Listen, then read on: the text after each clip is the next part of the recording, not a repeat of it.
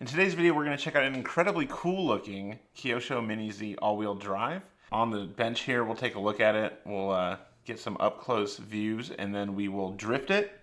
We'll put some grippy tires on it and see how it does with that, and then I'll give you guys my final thoughts. There are a lot of companies out there that do scale really well, and then there is Kyosho with their auto scale bodies they put on these Mini-Zs. Like, let's just look this guy over here.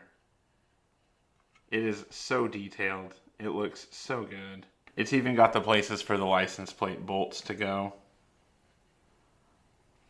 Awesome looking little race car. Just this body right here was just stunning to me. I thought it looked so good.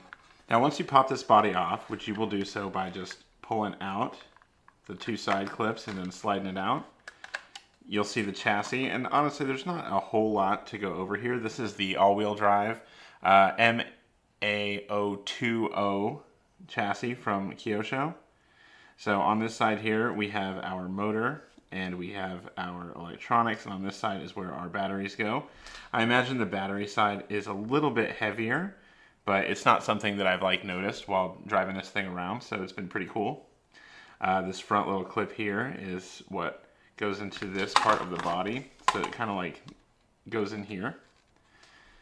And that's how you hold it on, that and the side clips. It's got some chunkier looking tires on it, except for that's not actually the tires. The wheel makes up some portion of this sidewall here, so it's going to be compatible with other tires that fit these Mini-Z all-wheel drives, which is pretty darn cool. So with the front suspension here, we have an A-arm on the top and a little sliding hub sort of on the bottom, similar to how it is on the rear-wheel drive Mini-Zs, except for it feels significantly smoother, to be honest with you. The difference on the all-wheel drive chassis comes around in the back. We have a sliding hub situation back here, but it's independent, so it's not a like a T-plate style setup like the rear-wheel drive Mini-Zs are. It's pretty independent back there. Pretty cool. It's all-wheel drive, so we have a front differential up here. We have a rear differential back here. They both function very smoothly. The drivetrain feels really smooth and really good on this guy, which I like. The all-wheel drive drift series comes with hard drift tires in all four corners out of the box. Feels really good. It's definitely a nice feeling setup on these. It's drifty, it's slidey, but it's totally controllable, so that's pretty cool. I definitely like that. You can add a gyro to this if you want. In my experience, it's not really necessary. This thing is very controllable, and it does the sliding pretty well. Now, I know some of you guys out there are going to say that, since it's not rear-wheel drive, it's not really drifting, it's power sliding or whatever. Okay, but what it does is, we're going to call it drifting for the purpose of this video, and it does it well out of the box. It's very fun. And you guys will see that in the running footage coming up. Up top here, you have a couple of ports. You can plug that gyro, like I was saying, into there. You can plug in like a transponder if you wanted to go racing with this guy. You can plug in lights. There's a lot you can do with those two little ports. But yeah, overall, this is a pretty solid little chassis. It's a lot of fun to drive, and it gets the job done really well. There are numerous upgrades for this, too, that are available. You can do the front one-way diff. You can do a solid rear axle. There's things you can do to improve drifting. There's a lot of cool stuff for this, so it's definitely a cool little chassis. Definitely happy to have it. This is my first one, actually. I've never done the all-wheel drive before. So the radio you get is the KT531P. This is the standard radio for Kyosho Mini-Z ready to runs, and they may include it with other kits as well. But here are the controls. So here's your steering dual rate. Here is channel 4. So channel 4 is interesting. It's usually used to control lights, or if you have a transponder plugged in, this will sort of control how the power is delivered to that transponder. And basically, you're going to want it all the way up most of the time, but if you turn it down a little bit, if you have lights, they'll start flashing. And unfortunately, if you have a transponder, it will also start flashing power. So you may miss slaps. So you'll probably want this all the way up if you're using it for a transponder. Here's your throttle trim, and here's your steering trim. And then, like I said, back here, that's your dual rate. On the all-wheel drive, all the way turned up is pretty much fine. And here's some of the accessories you get. So here are some gears and some motor mounts. This is basically just to change your gearing. And you have to use the motor mounts with the pinions to sort of set your gear ratio how it is. That's how the mesh is set.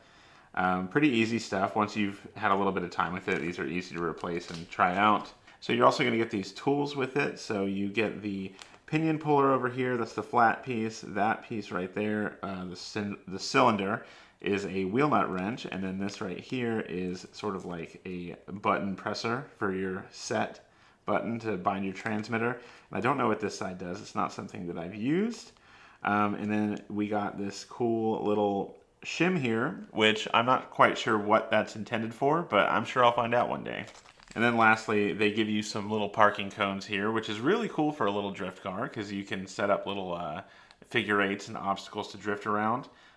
You get these with every Mini-Z RTR that I've ever had anyway, except for the buggy. It didn't come with anything like that. But the cars come with cones, as far as I know. Yeah, nice little set of cones. And they're not lame about it either. They give you plenty. There's not just 3 in here. How many are there? There are 20 cones in here. That is very nice. Thank you, Kyosho. I should also mention, after looking at the parts bags, that this battery clip right here is actually in that parts bag with the tools and stuff like that. At first, it has another little plastic piece mounted here that it's used to sort of mount to a little stand in the box. You got to remove that, and then you got to go grab your battery clip out of the bag. So just so you know, if you get one of these, your battery clip is not missing from the kit most likely. It is probably in the bag with the tools and accessories. All right, so we're going to run it on the carpet track. We're just going to pull that jump there out of the way. I got that cone set up over there. It's going to be like a sort of like a turnaround, so we'll do a circle around that. And we'll make like an L thing. We're going to try drifting it on carpet because that's what I have down right now.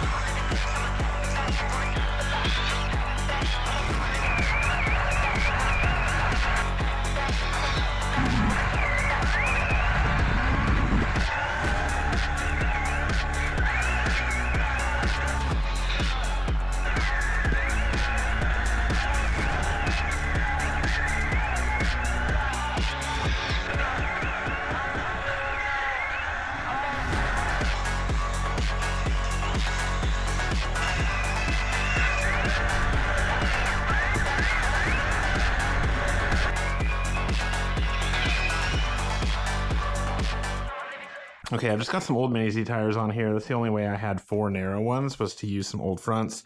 So you can see they're like cracked here in the back. They're not necessarily good, and I kind of just squeezed them on real quick. So we'll see how it goes. I'm expecting a lot more grip though, because it does pretty well with the hard plastic tires. Oh, okay. We got like a little bit of like a chatter when we go around. Oh, and a traction roll.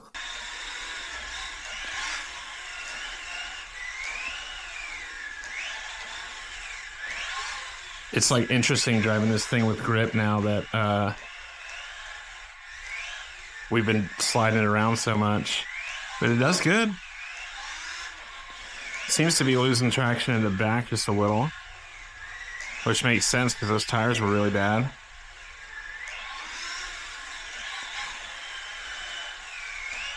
But yeah, I could get used to this. This isn't bad. So it does pretty good with grip.